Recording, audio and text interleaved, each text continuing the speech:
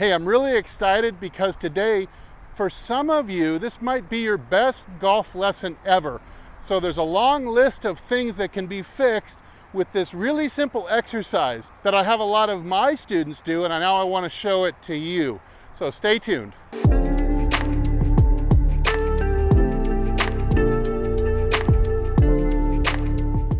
Okay, so this exercise that I'm going to show you, it's as simple as 1, 2, 3. There's literally 3 easy steps. I've got my chair here. Now, no, I don't expect you to drag a chair to the driving range, although you could use your golf bag behind you to simulate what the chair feels like on your rear end. But you do have a chair at home somewhere, I bet, maybe a patio chair outside somewhere safe where you can swing. Just a 3-step process here. Right arm only. I'm going to choke down on this 9-iron, so take a small club.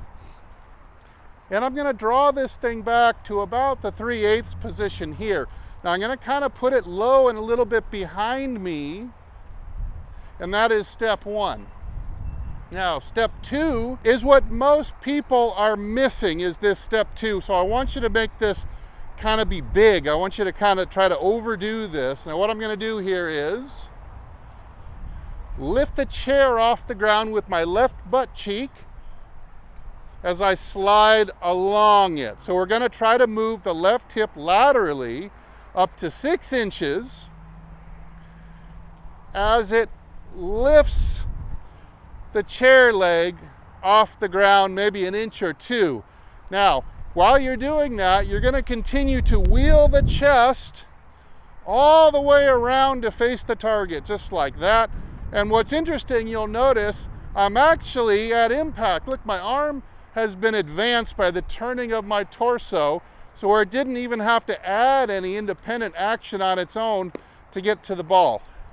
So again, it's 1, stop, 2, stop. And here's where I really want you to absorb, almost close your eyes and get what some people call muscle memory, or what Mike Austin used to say, mental imagery, and maybe the most accurate term of all would be kinesthetic awareness. So here, low and behind you. Don't get that shaft up here, but get it laying down, more at the horizontal and behind you.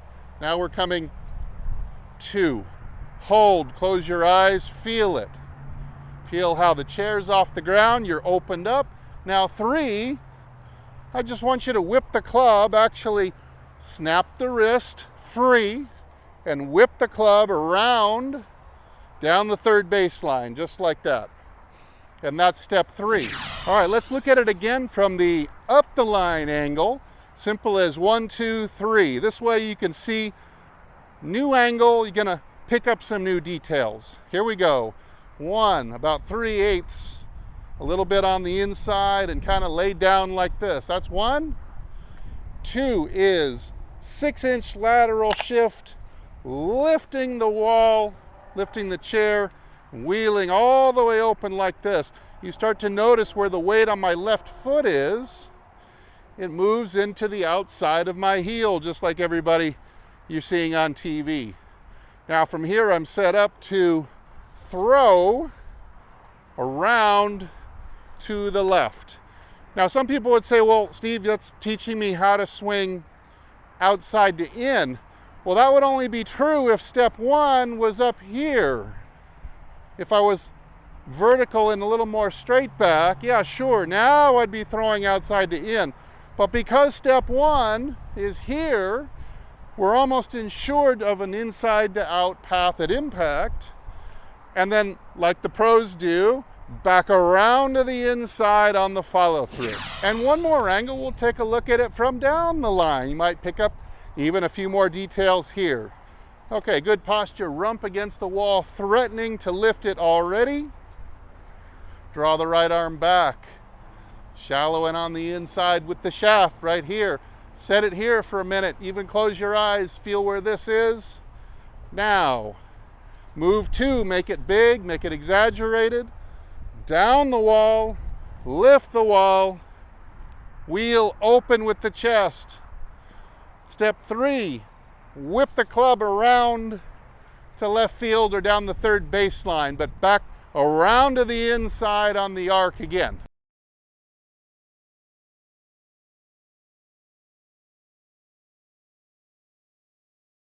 All right, so now here's my prescription for how you should do this exercise. You've seen me do it in the 1, 2, 3 phase. So that would be 1, stop, 2, stop, 3, stop. You're trying to absorb feelings, images.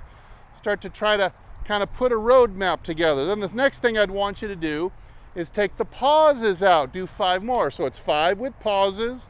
The next 5 will be 1, 2, 3. 1, 2, 3. So now all of a sudden you've taken the pause out and you've started to add a little bit of fluidity to it. The next 5 swings are going to be putting your left hand also on the club. So it'll be 1, 2, 3. 1, 2, 3. Just like that. You can do that at home and then start back over again with the pauses. So 5, 5, and 5, simple as 1, 2, 3. When you get to the range, you can always put your golf bag behind you, and you can do this exercise with some golf balls in the way, just like this. 1, 2, 3. Just like this.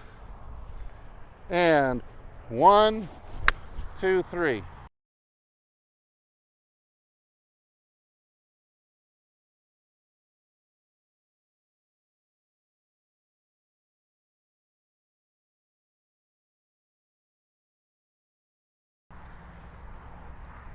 Real slow and easy with the small club first, till you start to develop some feel and awareness. Add some fluidity to it, kind of add some coordination as you do your repetitions. Then you'll start to go a little faster, and eventually ditch the chair and the golf bag too. Okay, now let's talk about why this solves so many problems. Where first of all, this step 2, and the turn of the chest and the shifting of the weight and the hips down the wall 6 inches is going to help relocate your low point back in front of the ball where it should be, off of your left instep, to where you can always get that downward strike into the turf, downwards into the ball, which is going to eliminate fat shots and thin shots. So both of those shots are caused when the low point is too early. You bottom out too soon, you catch it on the way up, scull it, thin it, or you go down deeper into the turf and you chunk it. So we're moving the low point 3, 4 inches in front of the ball with a 9-iron instead of behind it like a lot of people are. It's also how you lose your angle too early. This will also make it look like on camera from the face on as if you're maintaining more lag, because you're adding this shift turn, this heave out in front of the snap or the throw. Now, why would it help you with the slice? That is because of where you're setting the club in step 1. Step 1, for a lot of people, ends up looping up and over the top like this, and they approach the ball on 2 from this angle, and that's where you're going to get your slices more so from. But if you can get that club sitting here and you can practice attacking the ball from this shallow inside slot, you're going to see your slices really go away. Now, the other reason it will stop a slice is because we're exiting back around to the left again. And so when we exit around to the left, we get that handle path working left before impact. It's going to get the club face squaring up beautifully very early on, almost before you get to the ball, so you won't have a chance to leave the face open and slice it. Now, why would it stop hooks? For the same reason, as the handle's moving more left, the club face is coming in squarer instead of coming in wide open this way or this way, is you no longer have to roll the toe over, because the club face is already going to be squared up simply by the shaft and the club head reacting to the hand path, squaring it up, and you can actually come out looking more like this with a non-twisting looking exit around to the left rather than flipping the toe over. So if the toe never flips over to the arc, you cannot hook the ball unintentionally. Now, why would you get a lot more distance with this exercise? Well, pretty much every step has got power built in. You've got coming from this power slot on step 1. Really a great way to generate a lot of efficient club head speed. Number 2, you've got the added shift in rotation, which is really speeding up the arms and the club head. And then step 3, getting back around to the left again, acts on the handle as a counter move like a trebuchet, where the handle moves this way and it whips the club around to square up, and you're going to get a few more miles an hour just from that move too. So there you go. Most of your problems are going to be solved from practicing this one drill. Do it 5, 5, and 5. 1, 2, 3. Very simple. Try it out and check back with me again. Leave your experience in the comments. All right, I'm going to go back and work on it myself because I need work on some of these elements. But thanks so much for watching. I'm Steve, and as usual, I'll either see you in the next video or I'll see you longer and straighter down the fairway. Everybody take good care.